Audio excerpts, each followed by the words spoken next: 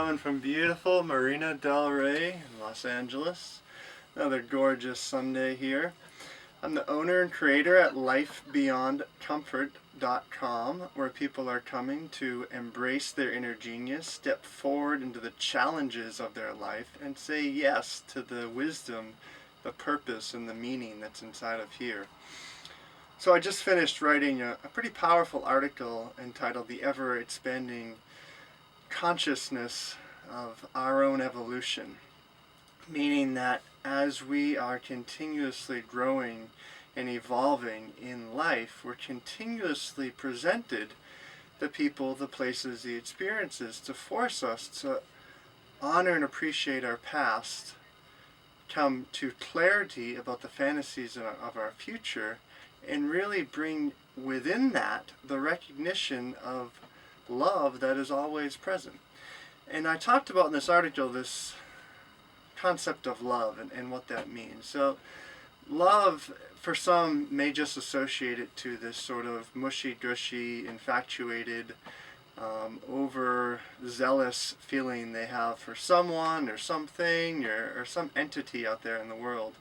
And that certainly can be an aspect of love, but really the essence of love as associated to this evolution of our consciousness is recognizing that in every moment of our life, every situation, there's a balance. There's a balance of this happiness and sadness, this kindness, this cruelty, this good and bad that's always omnipotent all around us. And when we really have the experience of love, of truth, of authenticity of who we are, we're taking vast appreciation of that good. We're taking vast appreciation of that bad. We're recognizing where it's existing in time and space at exact opposites. See, the charge that many people hold that brings them over-elated towards something or over-resentful towards something, therefore, when that charge is existing in our body, because we are continuously trying to evolve, our universe, our situation, God, whatever you want to call it, brings situations into our life to try to force us to see that other side, to see the other side of the coin, to see the other side, what's under the rug, to see the other side of the situation that is happening at synchronous moments. So when we're really, really sad, something comes into our world that brings us this over high. And I discuss in this article, often when people go through some horrific events like rape and death and destruction, at every moment there's an equal amount of construction as there is destruction. So when there's these really horrific things that happen, it's about recognizing, well, what were the benefits at that time? How was I actually experiencing vast amounts of happiness the same time I experienced vast amounts of sadness? But the challenge that many people face is that we get addicted to that challenge. We get addicted to that sadness because literally in our brain it's releasing levels of dopamine, and then we get this dopamine addiction so that we're continuously going from one side of the spectrum to the other. Now, any of you listening to this, I'm sure you can relate when you're in this sort of seesaw back and forth, and you're high and you're low and you're high and you're low. And everybody, depending on the level of your own evolution and where your consciousness is truly residing in this moment, is at different stages of that. And so when you transcend that moment and you recognize and you're grateful for the inherent belief that there was sadness and that inherent belief that there was happiness, and then you see them and you recognize them and you transcend that and you have this vast appreciation for the universe, for love, for who you truly are, and you realize that it wasn't either good or bad, it just was.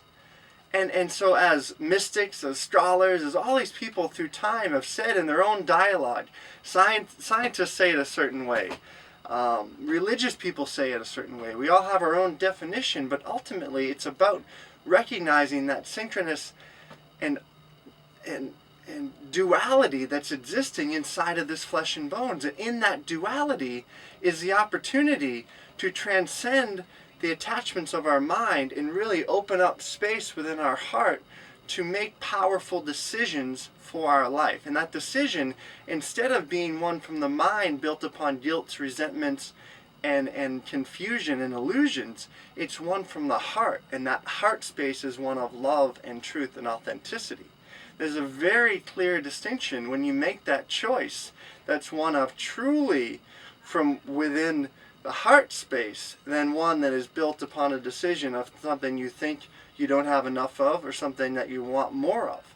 But when you're recognizing that in this exact moment you have everything you need, you are beyond wealthy. It's just a matter of recognizing where that wealth exists. And when you recognize this and you appreciate this, then you can understand this evolution of your own consciousness. So that as you're going out in the day and things happen to you, you can recognize how it's for your upliftment. It's for your growth and evolution. And the world isn't out to get you. It's here to help you evolve. It's here to help you grow. And the truth is that when you say yes to that challenge, when you say yes to recognizing the other side of that coin, when you say yes to recognizing the balance that's always there, you're then creating and building a seed inside of you.